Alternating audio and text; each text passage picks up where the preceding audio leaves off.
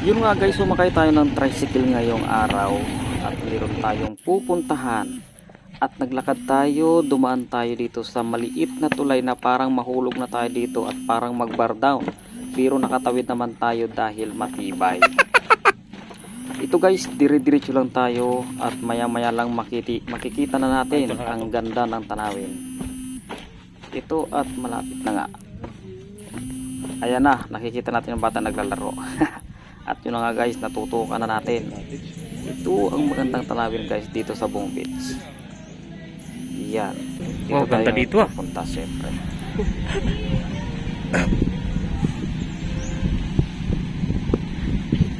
Dito ata, dito tayo. Ay, nasana oh, dito sa kaupuan. Dito na sana no? Wow. Awaw, awaw, awaw. Ang ganda. Ang ganda. Wow.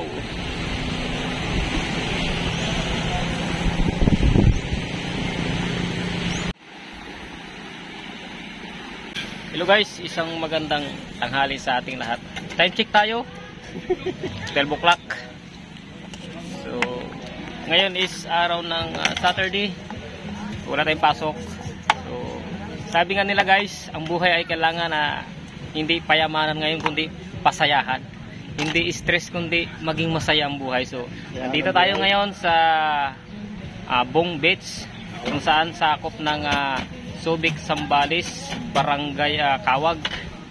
Isa sa beach na maganda rito sa Subic, Zambales. So, dalawa lang kami ng aking kabady. Ito. So, chill-chill lang kami. No hard. No hard feelings. So, ang ganda guys.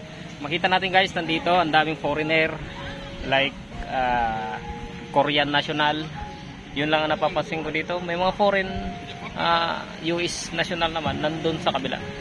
So, pero halos hati yung tao dito ngayon. Maraming local tourist din. So,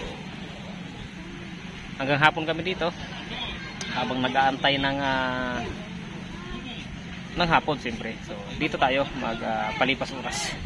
So, titignan natin ang palibot nitong Kawag Bong Beach, Subic, Zambales.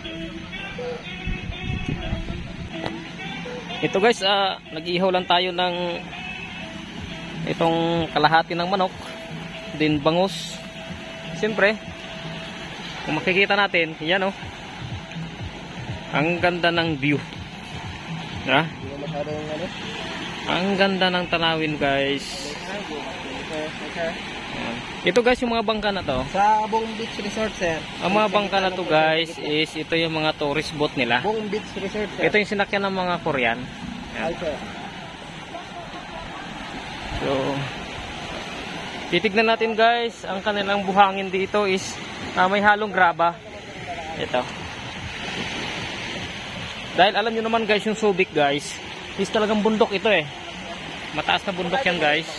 So kaya siyempre expected natin kapag bundok yan may ilog, tapos yung ilog siyempre yung graba dadalhin niya sa baba. So papunta dito sa beach resort. Andito ang graba nagkalat. So, maganda naman, malinis yung dagat. Mamaya guys, subukan natin mag-swimming dyan. Tignan natin kung gaano kalalim yung may mga boya na yan. May dala naman tayong goggles. So, kahit pa paano, naka-initial prepare naman tayo kanina. Kaya, subukan natin kung malinaw yung tubig dyan sa gitna.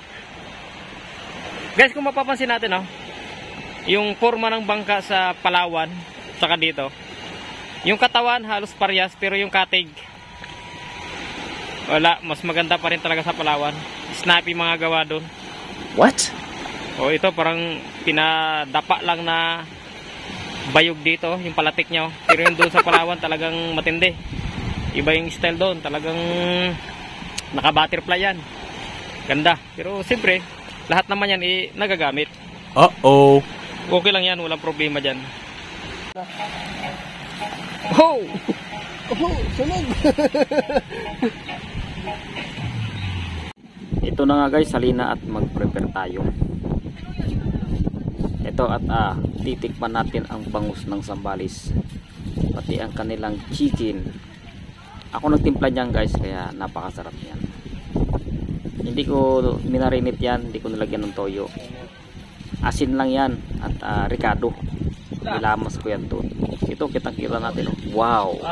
Siyempre nag-prepare din tayo ng kanyang sausawan. Mga ricado lang yan, sibuyas, bawang at kalamansi. Ito, chow down. Healthy living na naman.